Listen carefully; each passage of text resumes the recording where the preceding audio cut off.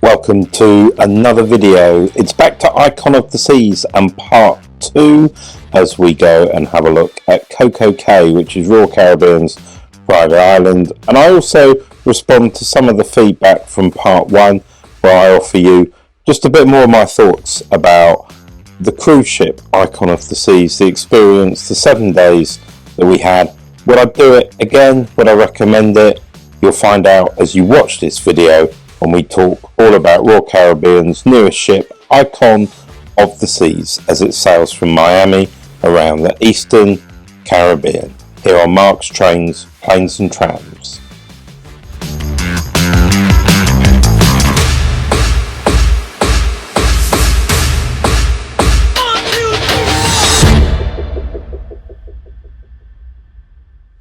Traveling the world on planes, trains, trams, and more. Join Mark Hopwood as he shows you some of the great journeys he's made. Let's travel to a whole variety of destinations. Remember to drop your comment below, like and subscribe, turn on the notification button, and never miss a video.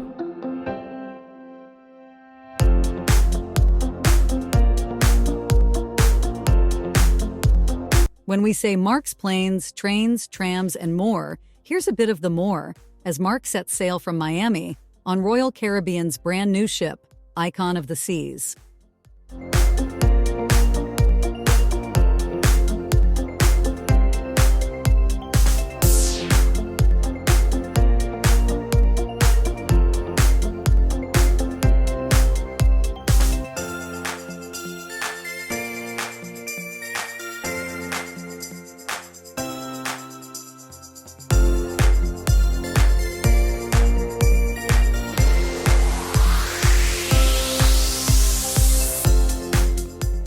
So welcome along to the video. The first thing I'd say is if you haven't seen part 1 of my Icon of the Seas video series, a link to it is up here.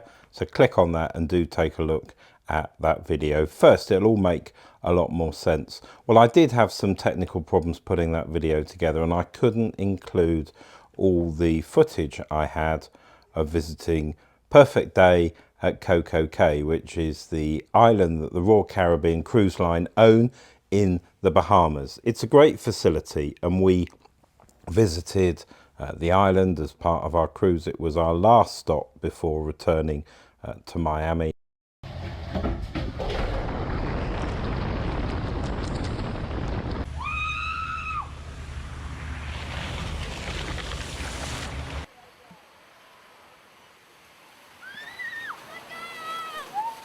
So Perfect Day at Cococay is actually one of the Berry Islands. It's a collection of Bahamian cays and small islands. It's about 55 miles north of Nassau, and this is used exclusively by cruise lines in the Royal Caribbean group. It's right next to the Norwegian Cruises private island, which is Little Stirrup Cay, and I have to say I think it's a great facility. You know, it's only a small island. It's less than 1 mile long from east to west, north to south. It's 480 yards. 38 people who work for Royal Caribbean live on the island, and it was extensively renovated back in 2019. They spent $250 million on it, and that's when it got its name, Perfect Day at Cococay. They constructed a pier so you no longer needed to use tenders, and the water park substantially upgraded.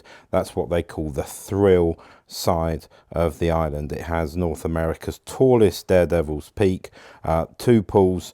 On the chill side of the island are beaches, often with cabanas. There are some recreational activities and a coral basin where you can see manatees raise and quite a lot of different types of fish.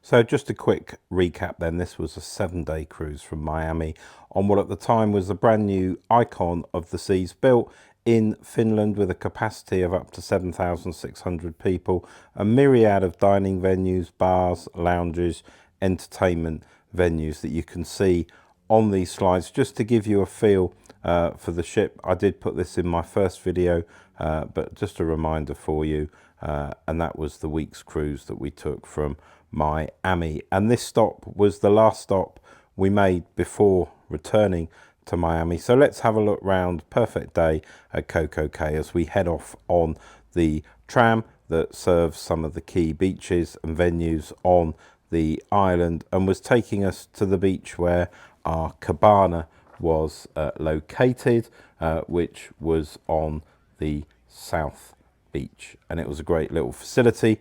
We'll have a look at that in just a moment. We did pass by the hot air balloon, which wasn't operational when we were there, but you can see it there through the trees. There's the Royal Caribbean hot air balloon that does take people up for rides and gives you a great view of the island and the beaches. Here we are just pulling in to the stop on South Beach, ready to head off to our cabana. Now, most of the facilities on Perfect Day at Cococay are free of charge, to the extent that anything on the cruise is really free, but that's where you check in, and we had paid extra for the cabana. I think it was well worth it. Not everyone would agree, I guess, particularly if you're going to spend lots of time in the water parks, but a number of people getting off, as we were getting off the transport and then heading off to their facilities. Nice weather, pretty much guaranteed most of the year in the Bahamas. You do have to watch the tide. Sometimes the tide can be out, which means the beach is not always quite as pleasant, so worth doing a little bit of research on that beforehand. And that's actually our cabana with the sunbeds, the umbrella, the facilities. You get unlimited drinks and food provided by one of the concierge, which does make it particularly pleasant, particularly enjoyable here. A perfect day at Cococay with the Royal Caribbean, having 2 cruise ships in port when we were there. Clearly Icon of the Seas, the larger ship, one of their smaller ships that had sailed from Fort Lauderdale, was also in port at the same time as us.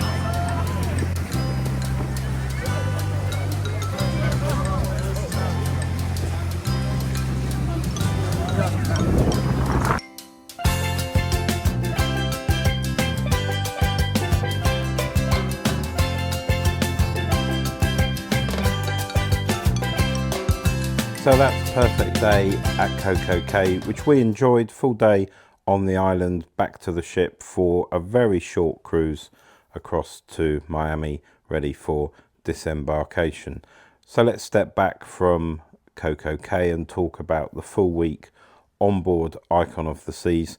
Well, look, we had a fantastic time. It's a great ship. It's a modern ship. It's got all the latest innovations and all the latest thoughts and ideas from Royal Caribbean. They're certainly one of the most innovative cruise lines. They're pushing the boundaries. They're coming up with new ideas, new facilities, new ways of designing cabins. I think Royal Caribbean, for example, have been trying to appeal to the family market for many years, but have never really had cabins that make cruising as a family enjoyable. So they've really made a step change with that, with Icon of the Seas, with a huge number of family cabins and the facilities that I showed you in my first video. And that makes a real difference, particularly if you're comparing the ship with perhaps a hotel on land or an all-inclusive hotel resort. So I think it's a great ship. Of course, one of the challenges with Royal Caribbean, if you're booking, is that you will find that the new ships that are just entering service,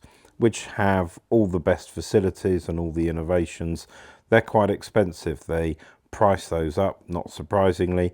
If you look at some of the older ships which are coming towards the end of their life with Royal Caribbean, that have been sailing for nearly 25 years, those ships often very cheap and are priced much more competitively, which gives you a decision to take really about how you want to enjoy your holiday. You can spend relatively small sums of money, you still get, you know, all your food, a lot of your drink, some great facilities. You visit, of course, the same destinations, but you're not going to enjoy that huge selection of water slides. You're not going to have the same choice of food and beverage outlets, and a lot of the entertainment on the older ships is not as good. So fundamentally a key decision for you to take about what you're looking for. Lots of people, of course, do still book the older, more traditional ships. They get fantastic value for money, but once you've been on a ship like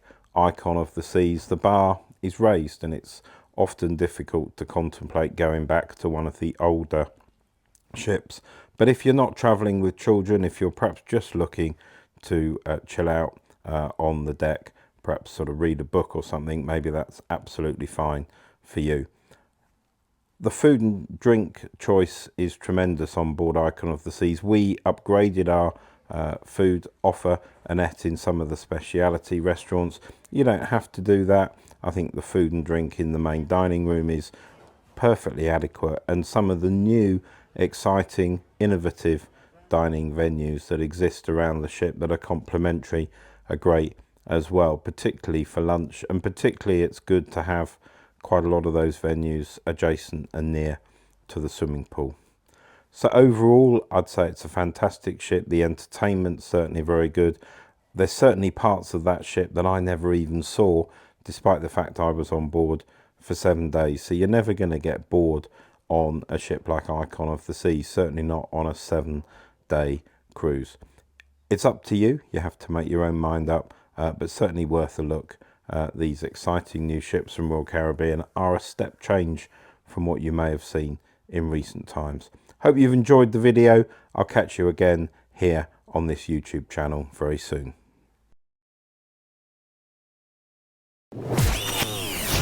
Thanks for watching. Don't forget to like the video, subscribe, and click the notification button so you don't miss any of the great trips Mark has coming your way on this YouTube channel.